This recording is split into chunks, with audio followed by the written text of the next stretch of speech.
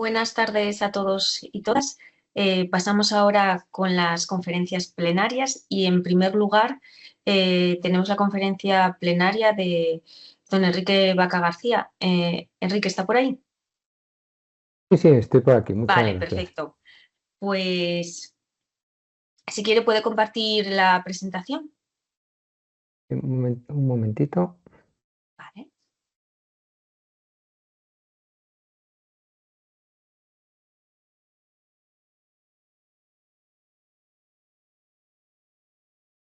¿Se ve bien la Se ve presentación? perfecto y se oye perfecto. Muchísimas gracias. Bueno, pues entonces, como ya tiene la presentación, si me permiten, voy a primero agradecer al próximo ponente que haya aceptado la invitación para participar en este tercer simposio y hablarles un poquito de quién es Enrique Vaca. Es doctor y es psiquiatra y catedrático de psiquiatría de la Universidad Autónoma de Madrid. También jefe del Departamento de Psiquiatría del Hospital Fundación Jiménez Díaz de Madrid también. Ha sido profesor de psiquiatría en la Universidad, además de Columbia, en Nueva York. Es autor de más de 350 artículos científicos, 7 libros y más de 40 capítulos de libros. Ha dirigido más de 60 tesis doctorales y además su labor académica se ha centrado sobre todo en el comportamiento suicida, la monitorización y el uso del aprendizaje automático para la investigación de los trastornos mentales. También ha participado en más de 50 proyectos de investigación nacionales e internacionales financiados de manera competitiva y ha participado en 30 de ellos como investigador principal. También ha recibido numerosas distinciones, más de 40 premios, entre los que se encuentran el de la Asociación Americana de Psiquiatría en 2017, en reconocimiento a su destacado liderazgo y contribuciones a la investigación clínica y biológica del suicidio y a la tutoría con alcance internacional. Bueno, simplemente este currículum da una idea de la calidad y de la carrera investigadora del próximo ponente, al cual le agradecemos nuevamente su participación y cuando quiera puede empezar la charla. Muchas gracias. Muchísimas gracias a la organización, a usted por la presentación tan completa. Y bueno, pues yo les voy a hablar sobre la conducta suicida. La conducta suicida en un simposio de neurociencias es una conducta muy compleja y voy a empezar pues haciendo una pequeña introducción sobre ella. Me van a permitir, estos son mis conflictos de interés mientras descargo la pluma y voy a empezar con una definición que es una definición pues muy paradójica como toda la conducta suicida y que también nos da un ámbito de esperanza, ¿no? El suicidio es una solución permanente para un problema temporal. Yo añadiría para muchas veces un problema temporal. Hay ciertas ocasiones en que el suicidio realmente está relacionado con problemas crónicos que no son temporales. Pero es una buena definición porque también nos da un ámbito de esperanza y un ámbito de acción, ¿no? El poder resolver un problema temporal y de esta manera evitar la solución permanente que el paciente en su desesperación pues está buscando, ¿no? Para hacernos una idea de lo grave que es esta conducta, pues supone unas 800.000 muertes al año en el mundo, casi una persona cada 40 segundos se suicida, y es la primera y segunda causa de muerte entre los 15 y los 29 años. En la Unión Europea es la primera causa en menores de 35 años. Entonces esto nos da un índice de la gravedad de esta conducta y de los problemas que acarrea. Del sufrimiento también pues para familias. Para ponerlo en contexto, pues podemos ver un poco datos referidos a España de la prevalencia e incidencia de la conducta suicida y del cáncer de mama, ¿no? La prevalencia se estima en 1,2% de las conductas suicidas, se refiere a la ideación suicida que es muy frecuente, una incidencia de 80.000 intentos de suicidio al año, más o menos, contra 34.000, 35.000 casos de cáncer de mama diagnosticados. Una mortalidad por suicidio de 4.000 personas frente a 6.600 del cáncer de mama y una recidiva, una recurrencia del 25%. Es decir, un 25% de los pacientes que hacen un intento de suicidio van a repetir, algunos de ellos van a conseguirlo desgraciadamente, y el cáncer de mama ahora mismo la recurrencia está en el 7%. También pueden ver que la mortalidad para la conducta suicida y para el cáncer de mama, hoy por hoy son prácticamente análogas, ¿no? Sobre el 10-15%. Si esto les parece poco, pues quédense con la idea de que el suicidio es la punta de un iceberg.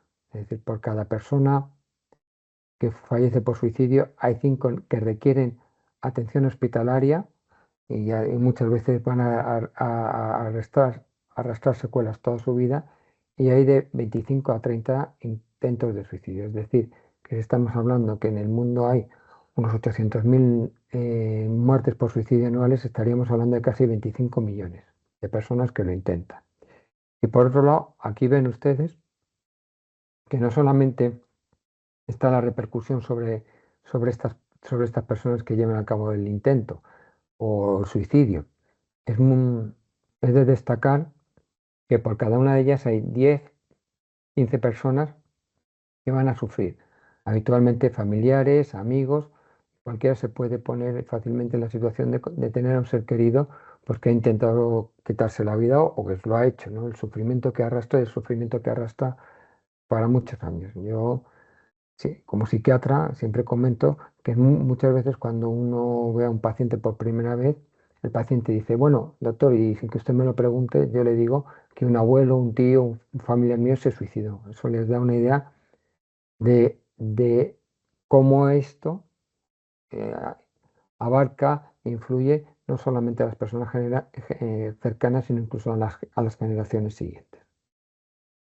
En cuanto a lo que sabemos del suicidio, pues fíjense un poquito, mientras muchas de las causas de muerte han ido bajando, nos encontramos como que el suicidio no hemos conseguido que baje, ¿no? Sino que estos son datos de Estados Unidos y tiene una incidencia, una prevalencia que no baja, ¿no?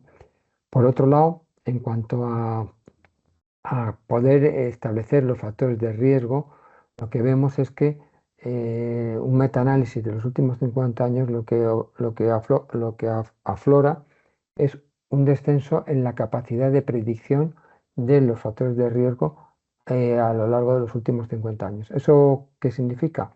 Pues fundamentalmente que estamos ante una conducta muy compleja que tiene ámbitos de influencia genéticos, biológicos, psicológicos y por supuesto sociales. Y esa combinación de factores hace que probablemente los datos que de una sociedad de hace 50 años, que poco tiene que ver con la nuestra, pues no nos sirvan y tengamos que actualizarlo.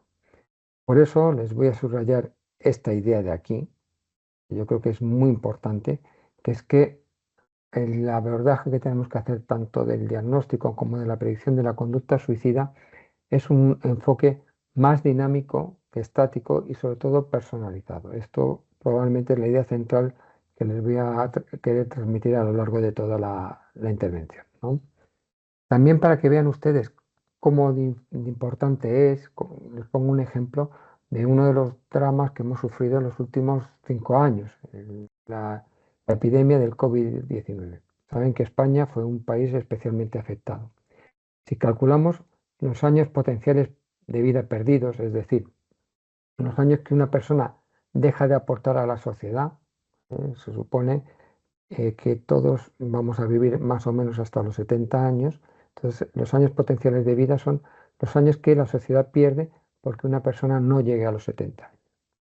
Pues si comparamos el suicidio con el COVID, recuerden que el COVID en España pues, supuso casi la muerte de casi 100.000 personas, entre 100 y 150.000 personas, el suicidio unas 4.000. Los datos del año siguiente, del año 2020, en plena pandemia, lo que transmiten es que se perdieron aproximadamente 63.400 años de vida potenciales por el COVID. Sin embargo, por el suicidio esta pérdida fue de 80.000, es decir, casi 20.000 años más. ¿Esto a qué es debido? Pues ya lo ven en la gráfica. En rosa el suicidio, ven que sobre todo la muerte por suicidio es en personas más jóvenes que en personas más mayores. Esto es lo que conlleva es una pérdida muy importante de años potenciales de vida. No solamente es una causa de muerte importante en menores de 35 años, sino que para la sociedad va a suponer una pérdida muy importante en años potenciales. También para que se hagan una idea, esta diapositiva incide en lo que les he dicho antes. Si ajustamos las tasas por edad, el suicidio es superior, ha aumentado un 35% en Estados Unidos, y esto supone, esto supone aproximadamente en el año 2024 esta pérdida de millones de dólares para los Estados Unidos, casi 510 mil millones de dólares por la atención y por la muerte precoz de las personas con suicidio. ¿Mm? Otra cosa que tenemos que tener en cuenta es que lo que les he dicho antes, que el perfil del suicidio ha cambiado. Esto fundamentalmente es un análisis en los cuales establece cinco tipos clásicos de suicidio. Uno ligado a las enfermedades mentales, otro ligado a las enfermedades mentales y el abuso de sustancias, problemas físicos, problemas de drogas y problemas relacionados con el alcohol y pareja. Vemos que los clásicos, que sería el azul, que son los problemas relacionados con la pareja, el clase 2, que serían los trastornos mentales, e incluso la clase 1, que son los trastornos mentales con drogas, en general han disminuido o por lo menos están con cierto control. Sin embargo, vemos que los problemas por drogas han subido y también se han mantenido todo lo que tiene que ver con problemas físicos. Eso nos hace ver que incluso si hacemos y optamos por estrategias de control de los factores clásicos del suicidio, como son las enfermedades mentales y las drogas, a pesar de eso, podemos encontrarnos con otros factores que vuelvan a hacer que las tasas de suicidio no sean controlables. Esto les hace ver una vez más todo lo complejo que es el suicidio y la cantidad de factores que influyen. Otro ejemplo más, este es un estudio muy bueno sobre la conducta suicida en adolescentes, y ven como el principal desencadenante de la conducta suicida, con mucha diferencia, es el bullying, y especialmente el bullying a través de redes sociales. Ese es quizás el factor de riesgo más importante. En un modelo que ven aquí el área bajo la curva, es decir, la capacidad de predicción es casi del 90%, y lo que ven fundamentalmente es que algo que no existía hace 15, 20 años, como son las redes sociales o el ciberacoso, ahora mismo para los adolescentes es la principal causa de conducta suicida. Y eso les hace ver un poco la dinámica de esta conducta, lo cambiante que es y cómo factores sociales, incluso desconocidos, pueden hacer a tener un efecto sobre ella. En esta diapositiva les pongo dos excelentes revisiones con dos visiones de la conducta suicida. Una visión en la cual pues, incluye factores sociales, factores psicológicos, factores ambientales y factores psicopatológicos, y explica pues, todos los factores que hay, ¿no? Desde la genética, la epigenética, los traumas precoces, los usos de sustancias, rasgos de personalidad como puede ser la impulsividad o la tendencia a la depresión. Todo ello cómo configura las conductas suicidas. En otro esquema mucho más fisiológico podemos ver cómo factores genéticos, trauma infantil, factores de estrés van a provocar un desbalance de todos los sistemas de regulación del sistema nervioso y por tanto llevar a la vulnerabilidad del suicidio. Estos son dos esquemas muy fisiológicos, pero hay otros factores. Les vuelvo a poner el factor genético. Hay numerosos estudios. Les voy a llamar la atención sobre estos estudios por varias razones, para que vean ustedes lo complicado que es estudiar esta conducta y las muestras tan limitadas que tenemos. Este es uno de los mayores estudios sobre conducta suicida. Y fíjense ustedes que estamos hablando de 30.000 personas con ideación suicida frente a 80.000 controles, y apenas con 2.600 personas con intentos de suicidio. Este de aquí, de Mulling, que es uno de los estudios más controlados que hay del Consorcio Mundial de Conducta Suicida, fíjense cómo apenas tiene unos 5.000 intentos de suicidio y fundamentalmente las poblaciones vienen de pacientes con trastornos afectivos, ya sean trastornos depresivos mayores o trastornos bipolares. Y lo mismo, aquí tenemos otro, el tercer estudio que les pongo, es un estudio pues prácticamente con 3.000 intentos de suicidio, es decir, disponemos de momento de colecciones no demasiado grandes de muestras para estos estudios y sin embargo pues sí que se pueden ver distintos marcadores genéticos asociados, ¿no? Y hay algunos pues que incluso en cromosomas que se repiten. Más interesante es este estudio hecho sobre el riesgo genético con, eh, con polygenic scores, en el cual se está cogiendo la población danesa y a partir de la población danesa el catálogo de GWAS que los daneses tienen. Con todo y con eso, fíjense que estamos hablando de una muestra de 225 suicidios y de 8.000 intentos de suicidio. Básicamente las conclusiones de este estudio es que estas dos poblaciones están relacionadas con otras enfermedades y hay un score poligénico importante y que es diferente para cada una de estas dos poblaciones. Insisto que hay que ser muy cautos con poblaciones tan pequeñas, pero tratan de identificar como dos poblaciones diferentes en lo que se refiere a la conducta suicida. Por un lado, los suicidios consumados y por otro lado, los intentos de suicidio.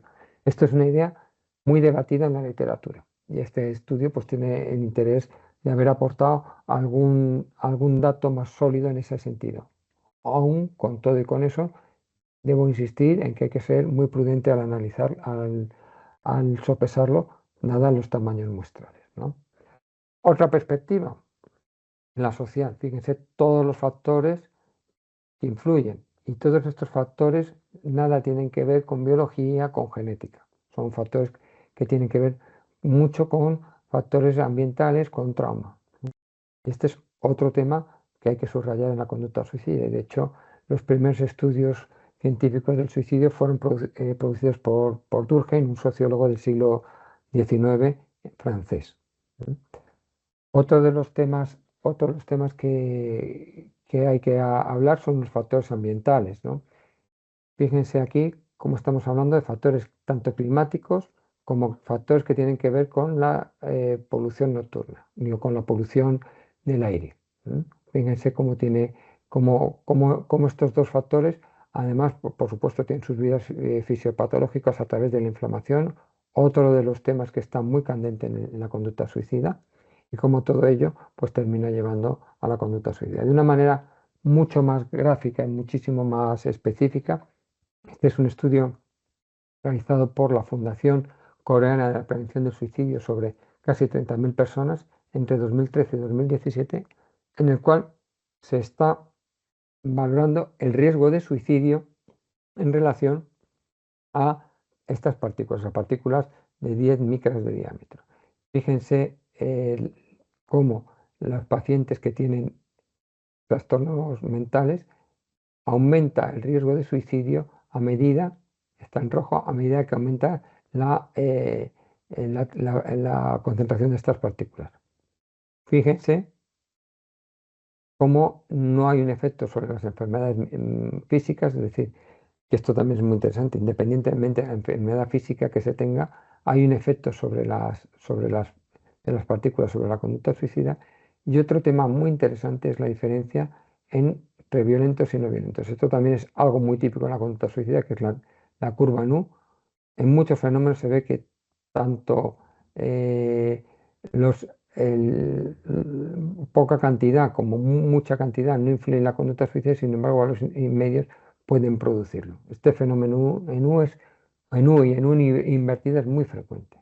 Otro tema interesante también, como en los factores socioeconómicos hay un efecto en U de las partículas y sin embargo en los factores que tienen que ver con la salud, cuanto más partículas hay, mayor es el riesgo. En cualquier caso, esto da una evidencia de la complejidad que hay de cómo factores tan dispersos como genética, trauma, incluso partículas en el aire, pueden crear intentos de suicidio. No, esta parte de la introducción no tendría sentido si no hablásemos también de los últimos métodos en neurociencias que han llegado de la mano de la computación, como la inteligencia artificial, ¿no? En el suicidio se han utilizado desde sistemas expertos, que son pues, probablemente la primera generación de sistemas de inteligencia artificial, sistemas de aprendizaje máquina también, que es la segunda generación con redes neuronales, y por último sistemas de LLM y de sistemas fundacionales con modelos de lenguaje automático han irrumpido en la, en la investigación en la conducta suicida. Aquí les pongo una revisión en la cual pues, se recogen muchos estudios sobre el uso de estas técnicas de inteligencia para predecir conducta suicida. Así que tengo que destacar que 6 bolitas de estas son estudios nuestros y que en general el área bajo la curva que tienen, como pueden ver ustedes aquí a la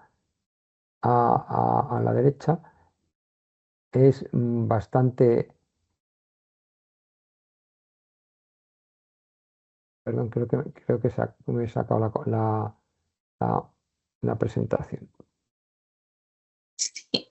Sí, ¿no? Aquí. Pues Ahora. ahora, muy bien. Como pueden ver, el área bajo la curva de todos estos modelos es superior a 0,7. Es decir, y ya les he dicho antes que los factores de riesgo en los últimos 50 años habían perdido capacidad de predicción de un área bajo la curva de 0,8 hace 50 años, ahora aproximadamente un 0,5, 0,6. Un 0,5 supone que la probabilidad de acertar es prácticamente igual que el azar, ¿no? Si recuerdan, un área bajo la curva de 0,5 es el azar y un área bajo la curva a partir de 0,9 es razonablemente buena para poder tener una cierta aplicación clínica, ¿no? Entonces vean cómo hay modelos que ya están cercanos a eso. Siempre hay que tener en cuenta con los modelos de inteligencia artificial que puede haber dos fenómenos. Uno que es el sobreajuste, es decir, que los modelos expliquen muy bien los datos o el conjunto de datos sobre el que se entrenan, pero no sean generalizables, y luego también el efecto de lo que se llaman alucinaciones, o es que el modelo rellene áreas de incertidumbre de una manera que no sea exacta, que no sea verosímil, ¿eh? Eso hay que tenerlo y es una de las limitaciones que tienen estos modelos, pero como ven se ven muy, muy prometedores, ¿eh? Yo a partir de aquí les voy a hablar pues, de un proyecto que es el Smartomics, que es un proyecto que se está desarrollando en España. Llevamos apenas 8 meses y sí que me gustaría explicarles un poco los fundamentos de este proyecto, porque creemos que va a contribuir a dar soluciones sobre todo a los intentos de suicidio, ¿no? Nosotros fundamentalmente dentro de la constelación de la conducta suicida estamos estudiando los intentos de suicidio y los fallecimientos por suicidio, y fundamentalmente tenemos dos estudios. Uno que nosotros llamamos retro, que es el que fundamentalmente les vamos a contar, y otro que llamamos ensayo, el cual es un ensayo clínico sobre toda la metodología que vamos a desarrollar con el retro. Esta metodología llevamos desarrollándola 10 años y les voy a presentar algunas de las publicaciones, y fundamentalmente lo que incluimos es muestras biológicas, incluimos también muestras de valoración psicopatológicos, usamos datos que tenemos de pacientes de historia clínica electrónica, y luego datos que tenemos todos en nuestros teléfonos móviles, que nos va a permitir establecer lo que se llama un fenotipo digital. Fenotipo digital, que es la caracterización de la conducta a través de la relación que tenemos nosotros con el móvil y de los datos que va de manera automática registrando el móvil. Básicamente tenemos dos grandes vías: la vía de lo que serían los datos electrónicos, ya sea a través de las aplicaciones o a través de las bases de datos, y luego una serie de datos ómicos que incluyen la farmacogenética, la epigenética, la genética y por supuesto la proteómica, ¿eh? Un esquema más claro de las tres patas de este estudio lo tenemos aquí. Por un lado, recolección de datos automática, estaría aquí también. Por otro lado, recolección del ambiente. ¿Cómo vamos a recoger el ambiente? Pues gracias a la información que vamos a tener de los pacientes podemos ubicarlos y así poder establecer qué estímulos ambientales han recibido. Les pongo dos ideas muy claras, que son las estaciones meteorológicas y las estaciones de contaminación, que en casi todos los países europeos y en muchos países pues tienen redes en las zonas más pobladas. Y ahí podremos con mucha precisión saber qué dosis de polución o qué dosis de temperatura o de contaminantes o incluso de pólenes, con lo que les he comentado antes de la estimulación del sistema inmune, está recibiendo la persona. Y si eso puede o no llevarla o aumentar el riesgo. Y por otro lado, todo lo que hemos dicho aquí de las ómicas, ¿no? A todos los pacientes se les van a solicitar que donen pues, de 5 a 10 mililitros de sangre para poder establecer todas estas ómicas. Todo esto se va a hacer prácticamente en tiempo real, ¿no? También querría, estos son ya datos preliminares aquí en el cuadro de aquí que quiero comentarles, y quiero comentarles en relación a un estudio australiano que partía del estudio de genética y depresión, ¿no? En la cual invitan a participar a 1.292 pacientes y fíjense cómo al final consiguen nada más que 69 realicen este estudio, ¿no? Nosotros hemos reclutado a 3.500 más o menos y de ellos 800 han aceptado participar, lo cual pues es un porcentaje muy importante. Aquí tienen todas las muestras de genética que hasta el momento tenemos y todas las muestras digitales que tenemos, ¿no? Lo cual pues también en comparación con el estudio australiano, y puedo ponerle datos que son todavía mucho más negativos, pueden ver que estamos teniendo bastante éxito de participación y con este esquema también podremos ver hasta qué punto todos estos datos son representativos de la población diana de personas con intentos de suicidio. También para que vean un poquito lo que es el fenotipo digital, fundamentalmente lo que hacemos es coleccionar una serie de variables del teléfono móvil, GPS, acelerómetros, el tiempo que uno ve la pantalla, sensores de luz, cuánto toca la pantalla, el uso del micrófono, todo lo que ustedes quieran. A través de eso creamos dimensiones, una es la localización, otra es la actividad, el sueño, la actividad social, en la conducta de teléfono. ¿Y con esto qué hacemos? Pues hacemos un registro. Por ejemplo, esto es la de actividad, calculando solamente la distancia que una persona recorre a pie, los pasos que da. Cada línea representa un día diferente. Y aquí en este esquema vamos a identificar los conceptos clásicos que nos permiten definir el fenotipo digital.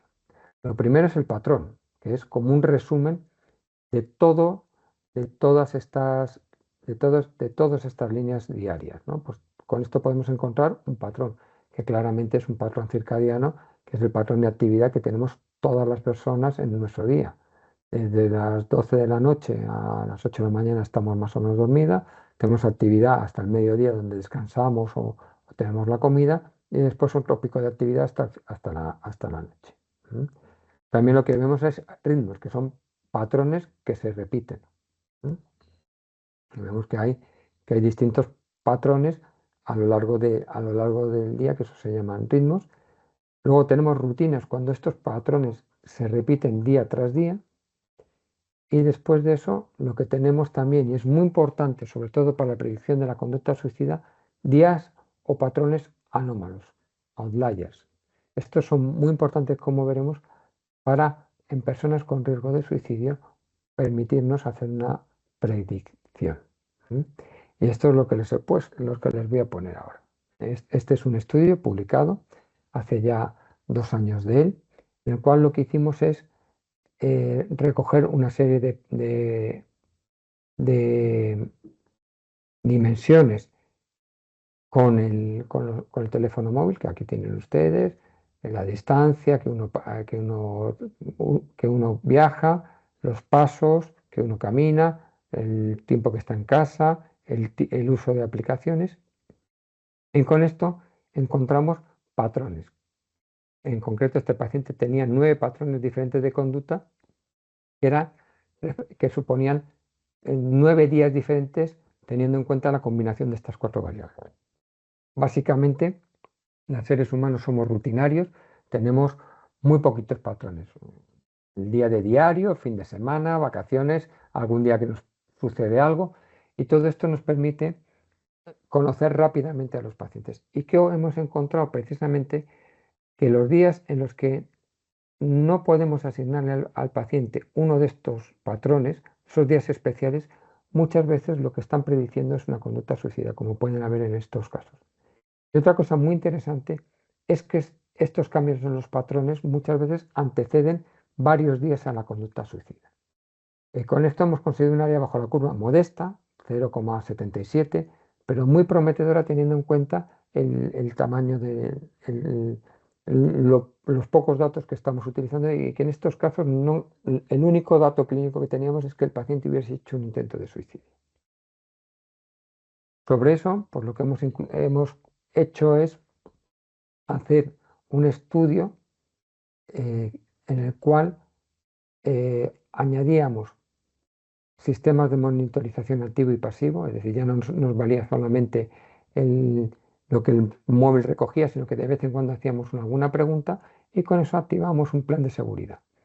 Un plan de seguridad es una herramienta que se utiliza en la conducta suicida, en la cual uno le explica al paciente cuáles son los estímulos o las señales que él puede detectar de riesgo de suicida, y le da una serie de estrategias para combatirlas. Esas estrategias, lógicamente, son personalizadas como los señales. Aquí lo que añadimos es que además tenemos un sistema externo, que es el sistema de monitorización, que además ayuda al paciente a identificar señales que el paciente probablemente no se da cuenta. ¿Y qué hace? Que tanto el paciente como los sistemas de monitorización activan el plan de seguridad. Con este sistema que hemos visto, pues fíjense ustedes, este es el riesgo de cometer un riesgo suicida, una conducta suicida, sin no se usa el plan de seguridad. Y este de aquí, en verde, es el riesgo que se tiene si uno activa el plan de seguridad. Fíjense cómo prácticamente es la mitad, es decir, reducimos a la mitad el riesgo. Otra cosa interesantísima, verán, es que al principio el riesgo es muy similar. ¿Por qué el riesgo es muy similar? Porque nuestro sistema de inteligencia artificial necesita 15, 30 días pues, para aprender. Una vez que aprende, es muy eficaz identificando los periodos de riesgo, activando el plan de seguridad y de esta manera reduciendo el riesgo de suicidio. Fíjense, aquí se lo pongo como se reduce un 50%. Y esto, pues la verdad es que es uno de los hallazgos que nos han motivado a seguir. Por otro lado, los datos preliminares de nuestros estudios genéticos también nos ponen genes candidatos todavía lejos de la significación. Si hacemos una estratificación por sexos, vemos que en el caso de hombres sí que hay una señal, y esta señal pues también es una señal muy interesante porque tiene que ver con la distribución de lípidos, que precisamente es otro de los hallazgos biológicos de la conducta suicida. El tema de el descenso brusco de lípidos. Hay estudios clínicos en los cuales los hipolipemiantes se asociaban a un aumento de conducta suicida. Refuta esta idea, y probablemente sea un gen candidato que debamos de valorar. Otro de los temas en los que hemos estado trabajando, y que es la base para probablemente el segundo estudio que vamos a hacer, que es un estudio en el cual vamos a hacer un ensayo clínico con los planes de seguridad y con prescripción farmacogenética guiada, que vemos es que los pacientes, fundamentalmente nos fijamos en dos genes, que son metabolizadores de casi todos los medicamentos antidepresivos, fíjense, y muchos antipsicóticos como puede ser la risperidona, la haloperidol, la perfenacina, e incluso también muy interesante de, de- de fármacos para el dolor.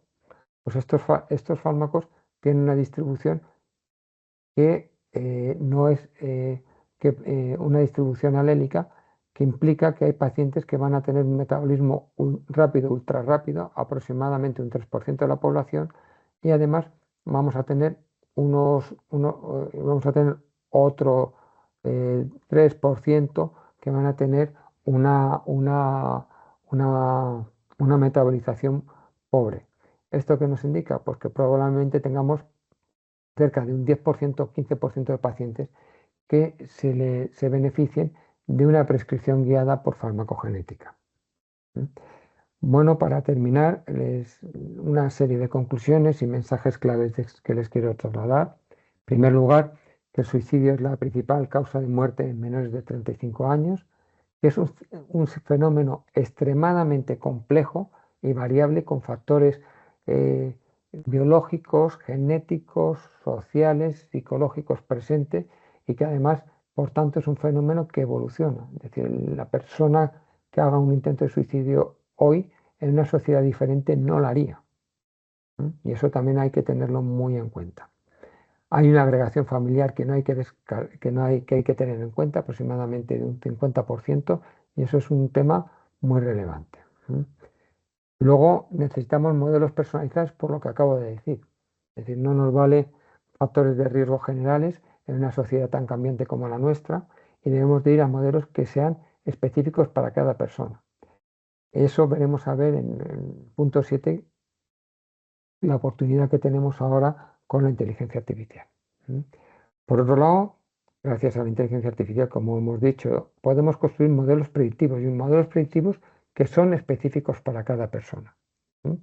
Estos modelos se pueden integrar con intervenciones momentáneas, en tiempo real, en modo real, con el plan de seguridad, que reduce en un 50% el riesgo de suicidio.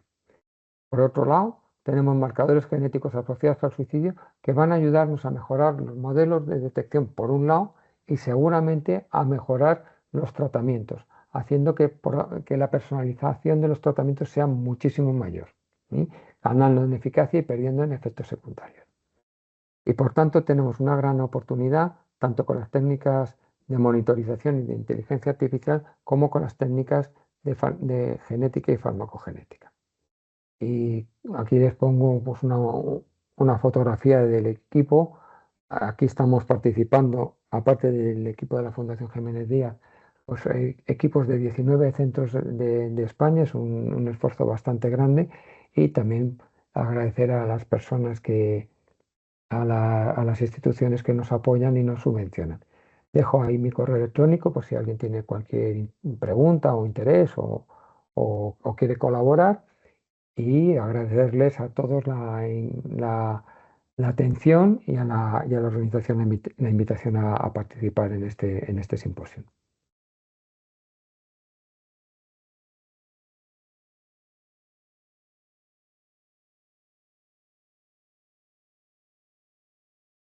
Muchas gracias, doctor Vaca. La verdad que ha sido una exposición y una charla bueno, sumamente interesante, además de una gran relevancia social y también científica.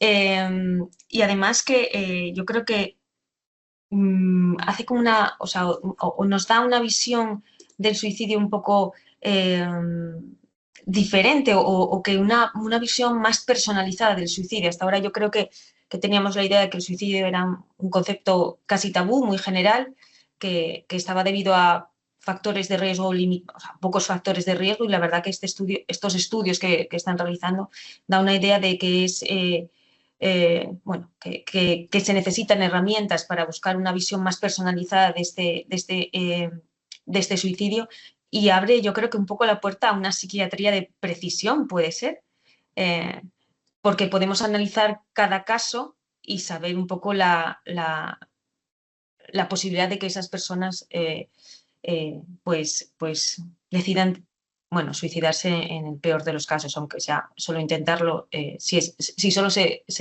evita el intento, pues ya es todo un logro. Yo tengo alguna pregunta, pero como siempre dejamos un tiempo abierto para que aquellos y aquellas que estén interesados puedan realizarle alguna pregunta al doctor Vaca.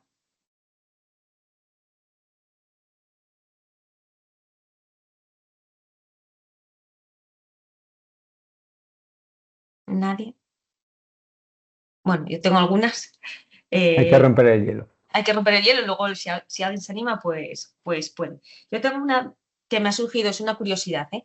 ¿Cuál es ese protocolo de emergencia que se hace? Bueno, primero, si hay alguna manera en que, por ejemplo, mediante una aplicación móvil, eh, se detecten momentos de baja actividad o de una actividad, puede ser física y demás de las que ha explicado, que se detecten momentos o días donde esa actividad pues disminuya o se altere y que sea una propia aplicación la que puede avisar en este caso al equipo médico que le está tratando, por un lado, y luego cuál es ese protocolo de seguridad que se inicia una vez que se da esa llamada de alarma. Sí, precisamente lo que hemos desarrollado es un sistema, hay otros estudios en el mundo, hay varios grupos que estamos trabajando en distintos modelos. El nuestro es un modelo en el cual es bastante poco invasivo y lo que hace es aprender primero cuál es la conducta de la persona. Es decir, no es un modelo, no es un modelo general, sino es un modelo que es personal y que además el sistema tiene que aprender de cada persona, ¿no? Esa es una de las facetas. Y a partir de ahí, pues lo que identifica son días extraños. Cuando hemos analizado persona a persona, nos damos cuenta que hay personas, por ejemplo, en que el marcador más importante es el sueño. Y cuando esa persona, no todas las personas, sino cuando esa persona que ha hecho un intento de suicidio, esa persona concreta duerme mal unos días o cambia el ritmo del sueño, sabemos que esa persona a los pocos días va a hacer un intento de suicidio. Y hay otras personas, por ejemplo, tenemos datos de veteranos de Estados Unidos, y la sorpresa fue que ahí el sueño no predecía absolutamente nada. Pero lo que sí era muy interesante eran desviaciones en la frecuencia cardíaca diaria. Claro, la frecuencia cardíaca está muy relacionada con el ejercicio físico. ¿Eso qué quería decir? Que esas personas cuando cambiaban su rutina de ejercicio físico, los veteranos son normalmente personas, estamos pensando en las personas que vuelven de una guerra, pero fundamentalmente son militares que están en la reserva en Estados Unidos, cuando esas personas dejan de hacer su rutina de ejercicio es porque les pasa algo. Y es un marcador bastante fiable también de la conducta suicida. Por eso digo que los modelos son muy personalizados. Estoy poniendo dos ejemplos que son claramente entendibles, pero hay otros que es que bajan las redes sociales o combinaciones de varios, ¿no? Entonces, ¿qué ocurre? Que ahí es lo que hacemos nosotros fundamentalmente es activar el plan de seguridad. Plan de seguridad, que es este sistema que hace que las personas puedan ellas mismas gestionar ese momento de crisis. Y de esa manera reducimos el riesgo de que hagan un intento de suicidio. Evidentemente, si reduces el riesgo de que hagan un intento de suicidio, reduces el riesgo de que haya un suicidio. A lo que nos ayudamos es a identificar esos periodos de crisis y a gestionarlos. Eso es lo que se hace con este Y en, sistema de aplicación móvil. y en caso que ellos mismos no sepan gestionarlo, actuaría entonces. Eso es una de las cosas más complicadas, porque sí que el sistema tiene también, dentro del plan de seguridad, el sistema tiene la posibilidad de que el móvil avise a teléfonos predefinidos que tiene el paciente. Pero eso lo decide el paciente, porque aquí también tenemos que lidiar siempre con la protección Ya. a la intimidad de las personas. No podemos tener un sistema externo que tome decisiones sin que esa persona esté de acuerdo. Muchas personas de antemano dicen, mira, sí, yo prefiero que cuando a mí me pase esto alguien me ayude, aunque yo no lo active. En ese caso se hace y se avisa normalmente a familiares, amigos, hay una serie de criterios, ¿no? Pues teléfonos de familias, teléfonos de familiares, teléfonos de amigos, de cercanos o teléfonos específicamente de personas que en crisis puedan ayudar a esa persona, que pueden ser profesionales o no. Entonces, todo Sí, eso se configura en el plan de seguridad de una forma absolutamente personalizado. Claro, ahí va un poco eso mi pregunta, porque a veces si ellos no son capaces de gestionar esos momentos, pues que hay una ayuda externa. Y luego me parece un sistema, bueno, yo creo que muy útil, pero ¿cómo es de aplicable al entorno clínico, a un entorno Es- clínico real? esa es otra de las grandes sorpresas. Nosotros hemos trabajado mucho en monitorización de conducta de distintas enfermedades mentales y nos hemos encontrado que precisamente tenía una diapositiva que justamente contestaba a esa pregunta. Justamente las personas con riesgo suicida son personas que ven muy positivamente estos sistemas. En una de las diapositivas que he puesto, la soledad, la falta de red social, de enganches con otras personas es uno de los factores de riesgo de la conducta suicida y estas personas echan en falta eso. Y muchas veces el tener la sensación de que, bueno, la sensación y la realidad, de que el móvil es un nexo con otras personas, un nexo con la vida, un nexo con la sociedad, hace que ellos lo vivan de una manera muy favorable. Incluso viven desde el punto de vista del ámbito médico como que nos estamos preocupando cuando no podemos estar ayudándoles directamente en una consulta.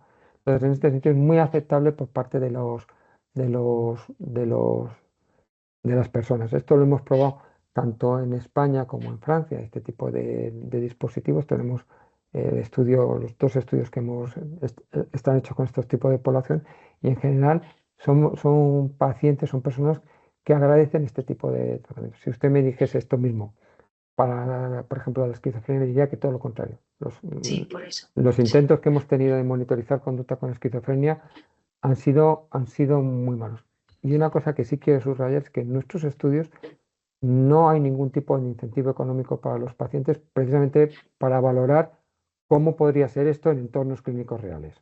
Porque sabemos que si uno da incentivos económicos, pues evidentemente la aceptabilidad va a ser mejor y no es valorable. Entonces, todos nuestros estudios de aceptabilidad están hechos sin que haya ninguna recompensa económica. Lo que es, vamos, un valor añadido, quiero decir, que lo toleren bien y que se dejen ayudar en Sí, este sí. sentido. Bueno, si no hay más preguntas, yo tengo una última porque se nos va el tiempo, pero es una curiosidad más que otra cosa, porque como no es mi tema, ¿por qué hay tantos problemas para reclutar individuos para estos estudios? O sea, la gente es reticente porque me sorprende.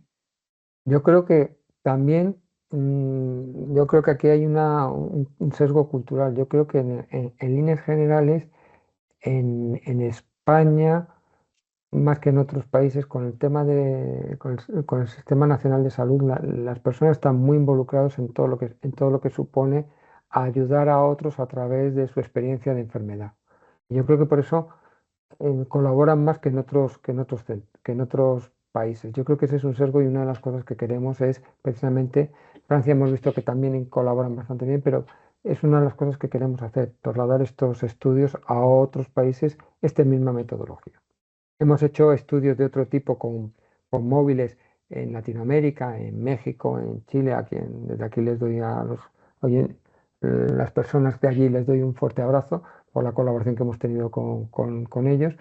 Y también hay buena aceptación hay participación en este tipo de estudios. Pero también sé que en Estados Unidos, por ejemplo, esto no es así. Entonces también aquí hay un componente cultural que yo creo que hay que tener en cuenta. Y sí es cierto que, que las muestras de suicidio en general en el mundo no hay grandes bancos. Probablemente el banco que tengamos nosotros ya sea uno de los más grandes a medio estudio. Bueno, pues si no hay ninguna pregunta más, bueno, ha sido un placer auténtico. Yo estaría un rato más conversando, pero se nos acaba el tiempo. Muchísimas gracias por haber aceptado, se lo reitero de nuevo, nuestra invitación al simposio. Ha sido un auténtico placer y ha sido una charla muy interesante. Y nada, le esperamos seguramente, le invitaremos para próximos eventos porque, vamos, nos ha encantado su presentación. Muchis- Nada, muchísimas gracias. a ustedes muchísimas gracias por la invitación y espero que ha sido ilustrativa para todos. Sin Muchísimas duda que gracias. sí. Muchas gracias.